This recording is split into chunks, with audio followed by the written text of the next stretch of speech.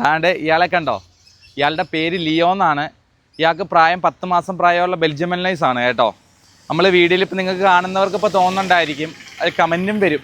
ഇപ്പോൾ ഈ ആളുടെ ശരീരത്തിൽ ആ ഒരു മെലിഞ്ഞിരിക്കുന്നത് കണ്ട് കമൻറ്റ് വരാൻ ചാൻസ് കൂടുതലാണ്. ഇവന് കറക്റ്റായിട്ട് പ്രോപ്പറായിട്ട് ആഹാരം ഒന്നും കൊടുക്കുന്നില്ല എന്നുള്ള രീതിയിൽ തോന്നും എല്ലാവർക്കും.